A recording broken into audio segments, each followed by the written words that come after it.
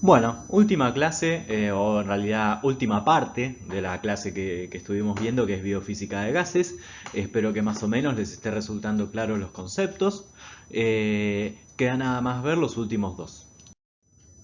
Bien, los últimos dos grandes conceptos que vamos a ver van a ser los conceptos de ventilación y, por otro lado, vamos a hablar una cosa que ya hablamos, o que en realidad todavía no hablamos, pero que cuando la veamos van a ver que muchas cosas ya la saben, que es la cascada de oxígeno, que es básicamente una graficación sobre cómo van bajando progresivamente la presión parcial de oxígeno a medida que voy recorriendo desde la atmósfera hasta la mitocondria, donde se realiza realmente el proceso de respiración celular. ¿Sí? Después lo otro, bueno, lo primero que vamos a ver igual es lo que es ventilación. Para hablar de ventilación vamos a hablar de una cosa que se llama volumen minuto pulmonar, que bueno, es un nombre raro, pero vamos a ver que es un concepto relativamente simple.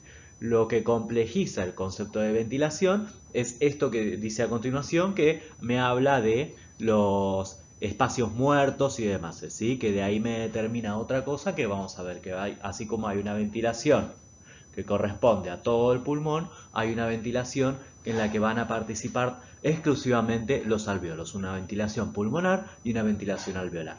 ¿Sí?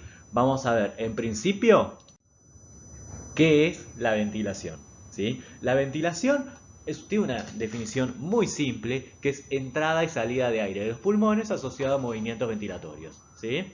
O sea, ventilación es un fenómeno dinámico de entrada y salida de aire de la vía respiratoria, ¿sí? Hasta acá una cosa que está bueno diferenciar, si bien en todos los libros aparece de esta forma, pero en realidad cuando nosotros entramos y metemos aire adentro de los pulmones, no estamos respirando. Uno dice, estoy respirando porque veo que se mueve. La respiración en sí, si yo me voy hacia la definición puntillosa, tiene que ver con convertir oxígeno o utilizar el oxígeno para fabricar ATP, ¿sí? Adenosintrifosfato, mi moneda energética. Este proceso ocurre a nivel de la mitocondria, ¿sí? O sea, una organela subcelular. Entonces, cuando nosotros hablamos, si bien entre nosotros decimos, sí, está bien, está respirando todo, de hecho, si ustedes van a cualquier guardia y entra una persona con una emergencia y no está respirando, dicen, che, el paciente no está respirando, ¿sí? No están hablando de que no funcionan sus mitocondrias, sino de que no está ventilando, ¿sí? Pero nosotros igual sabemos que si nos vamos hacia lo puntilloso de la definición fisiológica de ventilación, es lo que nosotros vemos como entrada y salida de aire. Si me voy a lo puntilloso de la definición de respiración, es el proceso mitocondrial de utilizar oxígeno para obtener ATP. ¿Sí? Estoy hablando, es una cuestión, digamos, de vocabulario lo que estoy hablando, ¿sí? Nosotros, como estamos hablando de una cuestión fisiológica, de fisiología básica, que es biofísica de gases, vamos a hablar de ventilación y respiración como procesos separados. En el resto de su práctica profesional seguramente se utilicen como fenómenos, como sinónimos y está todo viola. ¿Sí? En sí, entonces, ¿de qué va a depender? ¿O qué es la ventilación? Dijimos movimientos ventilatorios. Movimientos ventilatorios tengo dos. ¿Sí? Tengo un movimiento ventilatorio que aumenta el volumen y por lo tanto mete aire dentro del pulmón, que en la inspiración, y un movimiento que saca el aire de los pulmones, ¿sí? O sea, reduce el volumen pulmonar y elimina el aire también por diferencia de presión, que es la expiración, ¿sí? No nos vamos a meter con las cuestiones relacionadas con la mecánica ventilatoria, porque eso es un seminario aparte. Yo acá quiero que se lleven esto nada más, ¿sí? Ventilación, movimiento de aire y puede ser o inspiratorio o expiratorio, ¿sí? Entonces, ¿de qué depende la ventilación? Va a depender en sí del volumen que movilice con cada movimiento respiratorio. Miren el pulso que estoy yendo de a poquito. Mira, casi casi derechita, me muero muerto. Bien. Eh, o sea, cada vez que ustedes inspiran y expiran, movilizan un cierto volumen. ¿Sí? No vamos a hablar de todos los volúmenes y capacidades que hay adentro del pulmón. Sí les voy a adelantar que el que ustedes movilizan en reposo se llama volumen corriente y aproximadamente tiene unos 500 mililitros, ¿sí? Medio litro, ¿sí? Esto, ojo, estos volúmenes que nosotros vamos a ir viendo progresivamente a medida que progrese la cursada, tienen que ver con una cuestión, digamos, promedio y un promedio calculado en realidad para un hombre europeo. O sea, no necesariamente todos tenemos 500 mililitros, ¿sí? No es lo mismo mi capacidad pulmonar, que soy un enclenque, que la capacidad pulmonar de un chabón gigante, no sé, de Shaquille O'Neal, no sé, por decir alguien grandote, ¿sí? Pero bueno, ahora, nosotros dijimos que la ventilación es un fenómeno dinámico, o sea que se da en el tiempo. Entonces no me puedo quedar solamente con el volumen que yo movilizo en una sola ventilación. Tiene que entrar en juego también no solo cuánto movilizo por cada ventilación, sino qué tan rápido movilizo el aire, ¿sí? O sea, la frecuencia de estos movimientos ventilatorios, ¿sí? Que en este caso la frecuencia ventilatoria, nosotros igual siempre, esto es lo que decía siempre, la vamos a ver como frecuencia respiratoria, ¿sí? Más allá de que nosotros sepamos que lo que estamos midiendo es una frecuencia ventilatoria, la vemos como respiratoria y si está expresada así está todo bien. Pero nosotros en nuestra mente sabemos que hay una diferencia entre ventilar y respirar realmente, ¿sí? Pero bueno, volviendo a esto, la ventilación va a depender de cuánto movilizo cada movimiento ventilatorio y qué tan rápido movilizo, ¿sí? De mi frecuencia respiratoria. Le vamos a decir respiratoria para que vean que está todo bien, ¿sí? La frecuencia respiratoria normal, les paso el dato, es más o menos de unos 16 a 25 movimientos por minuto, ¿sí? Entonces, ahora sí, con estos dos datos tenemos que la ventilación de todos los pulmones va a depender de el volumen corriente multiplicado por la frecuencia respiratoria, ¿sí? Si ustedes movilizan 500 mililitros en cada ventilación y tienen una frecuencia respiratoria de 17, por poner algo dentro de los valores normales, harán 500 multiplicado por 17 y les va a dar el número, ¿sí? Bien, acá una cosa que quiero que ustedes se lleven. Si ustedes ven una persona que está jadeando, ¿no? O sea, que está, digamos, respirando con una frecuencia muy elevada, está, vamos a decir, no sé, 35, por decir un número que está, digamos, por encima del valor máximo normal, ¿sí? No quiere decir que esa persona ustedes la ven con una frecuencia respiratoria de 35 y dicen, este tipo está hiperventilando. Esto acá viene el Taro Passman y les dice, no, ¿sí? Ni se les ocurra decirme que una persona con una frecuencia respiratoria elevada está hiperventilando. Porque si ustedes me dicen eso, me están diciendo que no entendieron un pomo el concepto de ventilación. Porque están teniendo solamente en cuenta uno de los factores de los cuales depende. No están teniendo en cuenta cuánto volumen está movilizando, ¿sí? Una persona puede estar con una frecuencia respiratoria elevada, pero puede estar movilizando muy poquito volumen, ¿sí?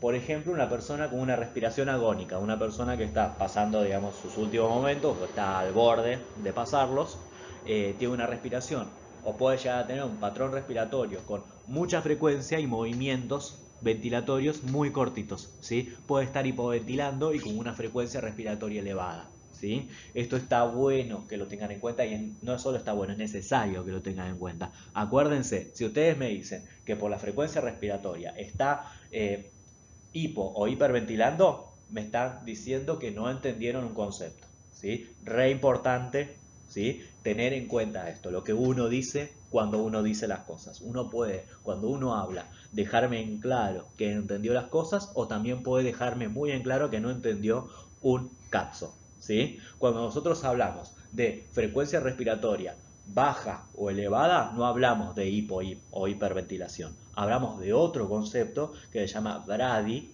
o taquipnea, ¿sí? O sea, frecuencia reducida para brady, frecuencia elevada para taqui, ¿sí? Como tengo taquicardia, ahí sí señor, me late el corazón, pero con la ventilación, ¿sí? Esto es importante. Puedo estar hipoventilando, pero con alta frecuencia respiratoria. No es un parámetro de ventilación. Puede estar tranquilamente relacionado, pero no me pueden definir si una persona está hiperventilando por la frecuencia, ¿sí? Espero que esto haya quedado claro. Lo dije 800 veces. Bofi. Ahora, ¿cuál es el problema que yo tengo? Si bien ustedes todavía no han tenido la clase de estructura pulmonar, estructura anatómica o histológica, igual hay cosas que, digamos, un poquito se caen de maduro, ¿sí? En principio, Algo que dijimos en las clases anteriores es que el proceso de hematosis, el pasaje de oxígeno desde el alvéolo al torrente sanguíneo, ocurre en el alvéolo. Pero también se cae de maduro que en la vía respiratoria tengo muchas otras estructuras, ¿sí? Todavía no vimos cuál es la estructura, pero si yo me toco la tráquea, por ejemplo, puedo notar que hay algo medio durito ahí, ¿sí? No duro como un hueso, pero durito. ¿Qué es eso? Es un cartílago, ¿sí? ¿Eso qué me dice? Parte de mi vía aérea está recubierta en una de sus capas por cartílago. ¿Ustedes qué piensan? ¿Ustedes creen que el oxígeno puede difundir a través del cartílago?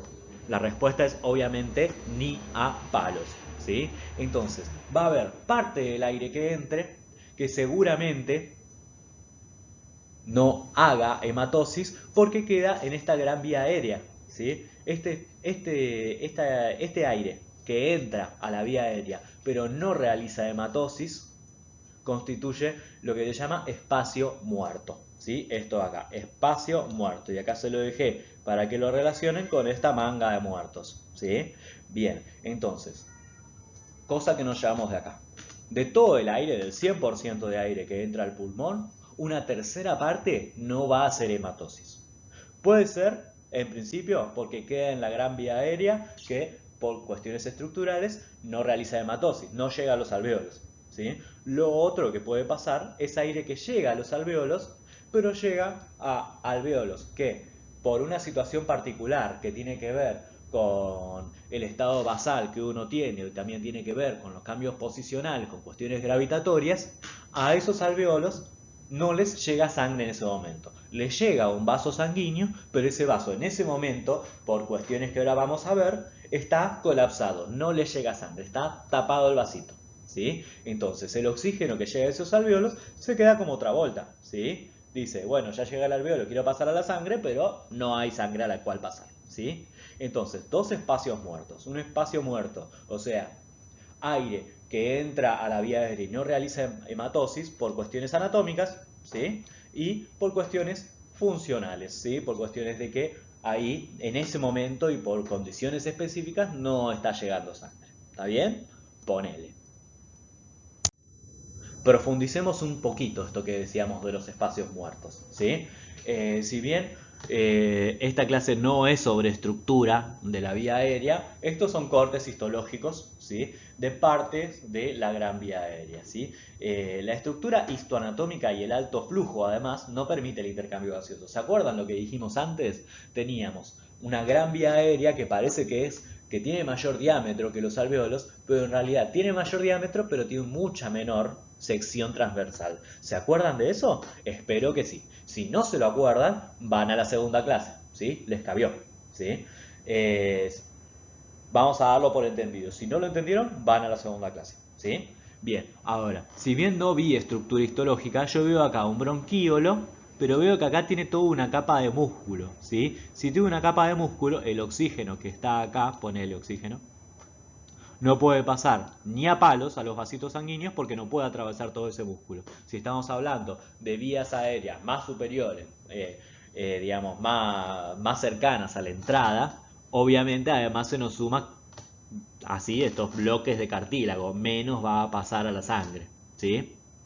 Entonces, por cuestiones anatómicas, por cuestiones de la histología de la vía aérea y por cuestiones del alto flujo que tenemos acá, eh, el aire a este nivel no va a realizar hematosis. Eso es lo que nos explica por qué, o el por qué en realidad, del espacio muerto anatómico. ¿Sí? Vamos al funcional. El funcional es un poco más complejo de entender.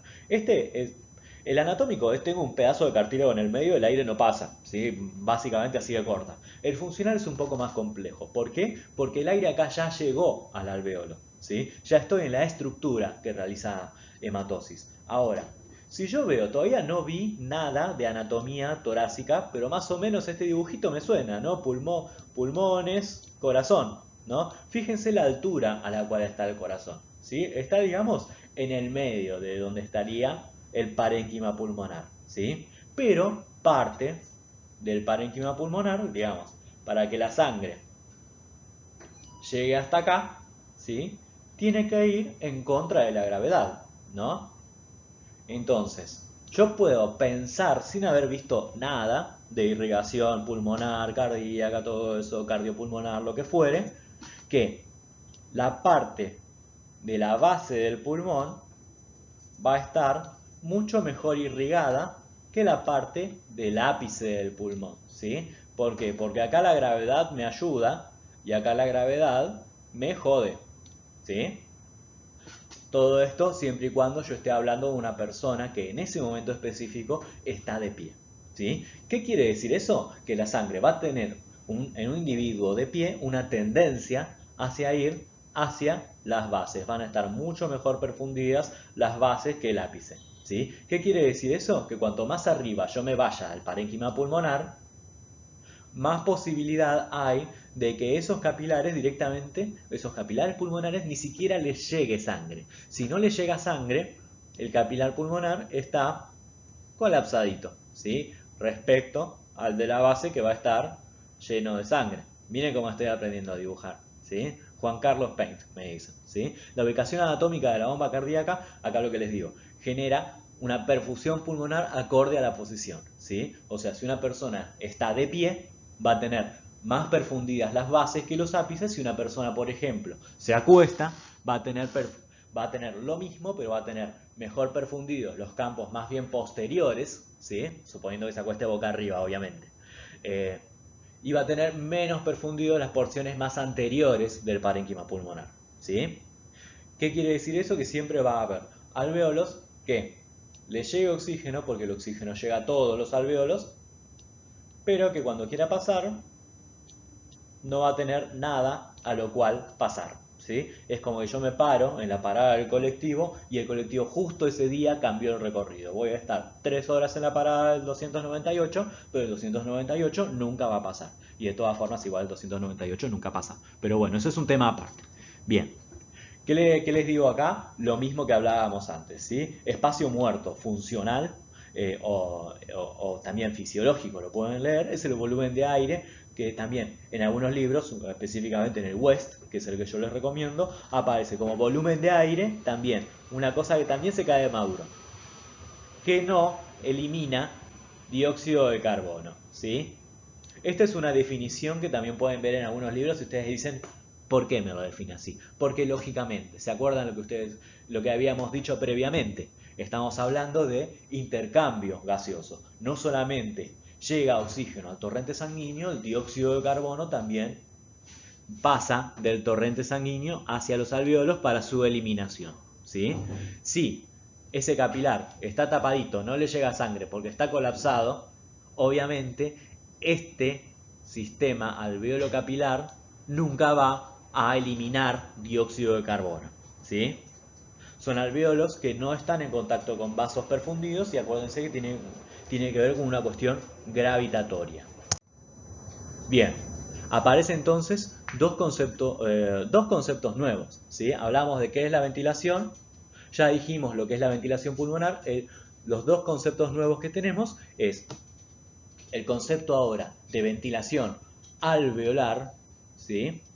Y el concepto de espacio muerto, que ambos se pueden expresar de manera matemática, ¿sí? Que vamos a ver, ustedes de nuevo ven matemática y automáticamente lloran, yo también, ¿sí? Pero de todas formas vamos a ver que todo esto es muy razonable, ¿sí? ¿Se acuerdan que la ventilación pulmonar era lo que ventilábamos en reposo? O sea, lo que ventilamos en cada ventilación multiplicado por qué tan rápido ventilamos. Esto es lo mismo, ¿sí?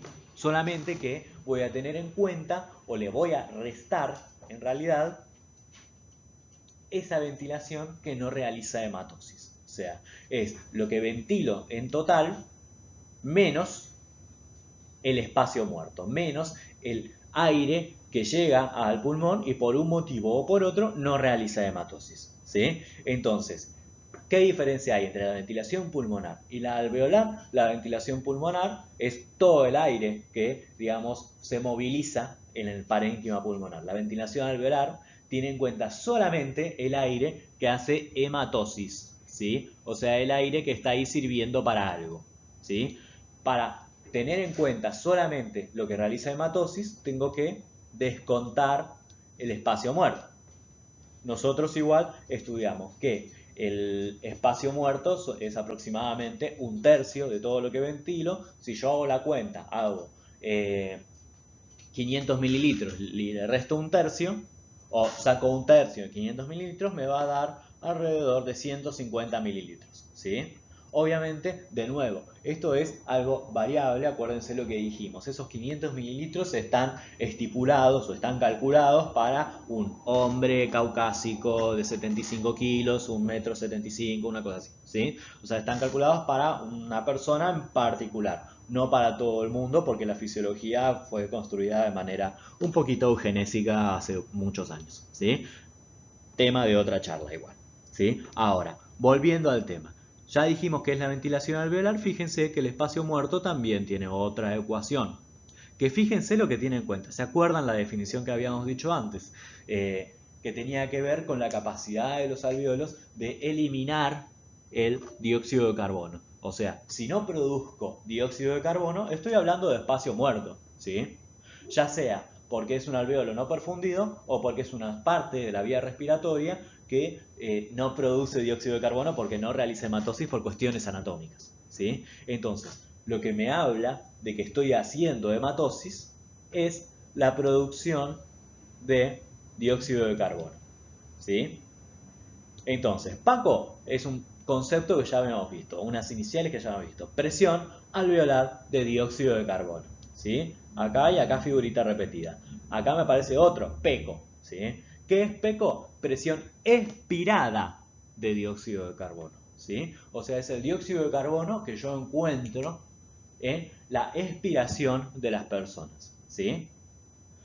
La presión alveolar de dióxido de carbono tiene que ver con, en realidad es algo que no se mide, pero sí es algo que se puede presuponer, ¿sí? ¿Por qué? Porque el dióxido de carbono es un gas que debido a sus características moleculares puede pasar muy fácilmente la membrana alveolo-capilar, ¿sí? O sea, lo presupongo a partir de lo que tengo en la sangre, ¿sí? O sea, la presión alveolar de dióxido de carbono va a ser la misma que la presión arterial de dióxido de carbono, el gas disuelto en sangre, ¿sí? O sea, si yo quiero decir cuánto es la presión alveolar de dióxido de carbono, te saco sangre arterial y lo mido en las arterias y va a ser lo mismo, ¿sí? La presión expirada de dióxido de carbono se puede medir con aparatos que justamente detectan el dióxido de carbono en la expiración, ¿sí? Entonces, fíjense, esta cuenta por un lado es razonable, por otro tiene una mnemotecnia simple, ¿sí? Si yo les dije que el espacio muerto depende o se define como aquel espacio que no produce dióxido de carbono, tengo en cuenta solamente el dióxido de carbono y listo, ¿sí? Tengo en cuenta lo que tengo en la sangre menos lo que expiro, ¿sí? Que no va a ser lo mismo, ¿sí? Porque el que expiro va a ser solamente de aquello que realiza hematosis. La diferencia entre estos dos va a tener que ver con el espacio muerto que yo tengo, ¿sí? Y lo divido por el total para hacer una cuestión más promediada en ese sentido, ¿sí? Esto me va a dar cuenta solamente utilizando el dióxido de carbono del espacio muerto que yo tengo, ¿sí? Es una ecuación razonable. Si ustedes no lo quieren razonar o en ese momento no lo pueden razonar, como que se me fue fuga de ideas, ¿sí? Simple. Paco menos Peco sobre Paco, ¿sí? Te queda Paco, Peco, Paco. O sea, es incluso simple por ese lado la ecuación, ¿sí? Bien. Nos queda entonces el último concepto y esta es la última diapo que tienen conmigo, ¿sí? Así que agradezcan. Que es el concepto de cascada de oxígeno. Este gráfico está sacado de la guía de trabajos prácticos, ¿sí? Que es la cascada de oxígeno, no es la cascada que venció Shiryu para obtener la armadura de dragón, es un gráfico que a mí lo que me permite ver es bajones progresivos, ¿sí? De la presión parcial de oxígeno que voy teniendo a medida que voy recorriendo, desde la atmósfera hasta la mitocondria, ¿sí? O sea, se producen progresivamente bajones en la presión parcial, que algunos ya los vimos, otros no, y que está bueno tenerlos en cuenta, porque si yo lo sé muchas cosas sobre respi, ¿sí? O sea, si yo sé bien la cascada de oxígeno, no te voy a decir que sabes todo respi, pero hay muchos conceptos que vas a tener en claro, ¿sí? Por eso está bueno tenerla en cuenta. Si ustedes saben esto, saben muchas cosas. Hay muchas cosas en las que se pueden defender. Obvio, van a faltar algunas, pero van a haber muchas que van a ver que sirven, ¿sí? En principio, la atmósfera, un poco lo que vimos en la primera clase, ¿sí? Presión atmosférica es de unos 760 milímetros de mercurio, ¿no? Bien. Fracción inspirada de oxígeno, ustedes se acuerdan que esto era constante. Así si yo estuviera acá en mi casa, en Capital Federal, o si estuviese en San Justo, o si estuviese en el Everest, o si estuviese en La Paz, esto siempre va a ser 21%, ¿sí? Ahí, 1%. Me salió, vamos todavía, ¿sí? Presión inspirada de oxígeno, ¿sí? Acá había una cuestión que aparecía en principio, ¿no? ¿Se acuerdan que si yo hago el 21% de 760 voy a tener 159, ¿no? Esto era la presión parcial de oxígeno, ¿sí? Tenía otra cosa y es que apenas yo inspiraba, ¿qué era lo que pasaba? ¿Se acuerdan? Tenía desplazamientos porque aparecían gases, entre comillas, que antes no estaban, ¿sí? Y teniendo en cuenta que el sistema ventilatorio es un sistema abierto, el 760 en el reposo lo mantengo siempre, ¿sí? Por lo tanto, si aparece un gas nuevo, tiene que desplazar a los demás. Lo primero que aparece a nivel de las narinas es vapor de agua, que no es un gas, pero se comporta como si lo fuese, que tengo de ahí unos 47 milímetros de mercurio, que si hago la cuentita me termina convirtiendo la presión inspirada de oxígeno en 149. ¿Sí? Cuando llego al alvéolo, ¿qué es lo que pasa? Se suma, epa, no me salió la flecha, se me suma el dióxido de carbono que estoy eliminando, ¿no? Si se me suma otro gas, por el mismo concepto, la presión alveolar de oxígeno tiende a tener otro bajón, ¿sí? Ese bajón la va a llevar a un valor de, según la bibliografía, lo pueden ver 103, 104, 102. Vamos a ponerle 104 porque me pinta, ¿sí? Ahora, ¿qué es el siguiente paso que tiene que recorrer el oxígeno? El siguiente paso que tiene que recorrer es difusión, ¿sí? La difusión también, hay una pequeña diferencia. Acá tengo 104, acá voy a tener aproximadamente 100, 100, 99, por ahí, depende de la bibliografía, ¿sí? Una diferencia muy chiquitita. ¿Por qué? Porque a medida que el oxígeno difunde, lo primero que hace es, o la gran mayoría del oxígeno lo que hace es unirse a la hemoglobina del glóbulo rojo. Parte del oxígeno va a circular disuelto en el plasma, pero el 90 y mucho por ciento circula unido a la hemoglobina, ¿sí? Entonces, si el oxígeno pasa y se une a algo, de alguna forma es como que no lo puedo ver. Entonces siempre voy a tener un gradiente, ¿sí?, de presión desde el alvéolo hacia el capilar, ¿sí? Esto se llama gradiente alvéolo capilar, sorprendentemente, y lo que me garantiza es que siempre el paso sea de oxígeno de acá para acá y no para el otro lado. ¿Está claro? Obviamente es importantísimo que el gradiente sea siempre para acá y para acá y para acá. ¿Sí? Si es para el otro lado, estoy jugado. O sea, estoy sacando oxígeno en vez de meterlo. Obviamente la situación no existe, ¿sí? Ahora, tengo 100 adentro del capilar pulmonar, sin embargo, si yo a ustedes les mido la presión arterial de oxígeno, ¿sí?, que se expresa como también PaO2, pero con A minúscula, voy a tener un valor menor, ¿sí?, de alrededor de unos 95. Qué horrible me salió ese 9. ¿Sí? El 5 me salió lindo, por lo menos. ¿Sí? ¿Por qué ocurre este nuevo bajón de 100 a 95? Porque ocurre un fenómeno fisiológico que se llama shunt. ¿Sí? ¿Qué quiere decir shunt en inglés? Quiere decir algo así como puentear. ¿Sí?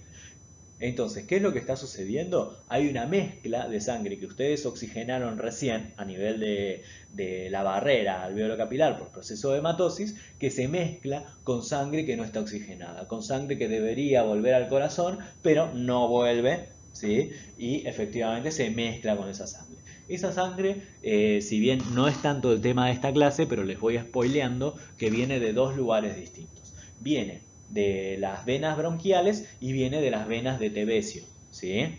Las venas bronquiales son parte de lo que es la irrigación que tiene el pulmón, pero que está pero que forma más bien la irrigación nutricia del pulmón, ¿sí? El pulmón es un órgano como varios otros que tiene lo que se llama doble irrigación, ¿sí? Tiene sangre que pasa por ahí justamente para oxigenarse, o sea, una irrigación funcional, o sea, sangre que le llega para que el pulmón sirva de algo, pero el pulmón también es un tejido metabólicamente activo que requiere que se le aporte nutrientes, ¿sí? Ese aporte de nutriente viene por arterias que se llaman arterias bronquiales, ¿sí? Entonces tiene una irrigación funcional, que es la que nosotros más nos interesa ahora, que es la que, digamos, sirve para que se oxigene la sangre, y una irrigación nutricia, que sirve para que no se muera el parénquima pulmonar, ¿sí? Esa irrigación nutricia se da por las arterias bronquiales, que a su vez vuelven al corazón como venas bronquiales, ¿sí? Esas venas bronquiales pueden tener alguna pequeña anastomosis con la irrigación funcional y mezclan un poquito sangre que, digamos, ya está volviendo para volver a ser oxigenada con la sangre recién oxigenada, ¿sí? Eso se llama shunt. Después en el corazón también se produce otro shunt que se da por unas venas que se llaman venas de Tevesio, ¿sí? No me voy a meter mucho con esto porque no es un tema de esta clase y no quiero que se compliquen con cosas que por ahora no son tan relevantes, van a ser más relevantes después, ¿sí? Lo que quiero que sepan es que este shunt, este puenteo es normal, ¿sí? Es algo fisiológico. Se calcula que entre un 1 y un 3% de la sangre que es justamente se shuntea, se puentea y se mezcla, ¿sí? Y por último, llegamos a la mitocondria, donde pasamos de 95 milímetros de mercurio a, fíjense, 2 milímetros de mercurio, ¿sí? Entonces, lo cual, esto es un poquito lógico, ¿sí? ¿Por qué? Porque estamos comparando la concentración de oxígeno de toda la cuestión arterial del cuerpo con la concentración de oxígeno que hay adentro de una organela subcelular, ¿sí? Obviamente la presión parcial va a ser muy chiquitita. Y esto tiene sentido, ¿sí? ¿Cuál es el sentido? Es que acá tengo un gradiente gigantesco, el gradiente de oxígeno que hay entre las arterias y la mitocondria, como si a la mitocondria le tirara un kamehameha, ¿sí? Estoy tratando de dibujar un kamehameha de oxígeno, ¿sí? Acá están las manitos de Goku, ¿sí? Eso, esto fíjense que nos resume un montón de cosas. Nos resume todo lo que vimos, nos fue adelantando parte de lo que vamos a ver, ¿sí? Está bueno que se sepan este gráfico porque les sirve, por un lado, para explicar cosas y por otro porque, bueno, la palabra mágica es retomado, ¿sí? Pero bueno, con esto ya estamos con la clase de hoy. Yo creo que ya les di para que tengan. Tienen una clase de 20 minutos, otra de 40 minutos y otra de media hora, como para que lo tengan bien separado y puedan ir viendo las cosas parte por parte como hace Jack el Destripador. Bueno, espero que les haya gustado. Esto fue Biofísica de Gases para nivel X.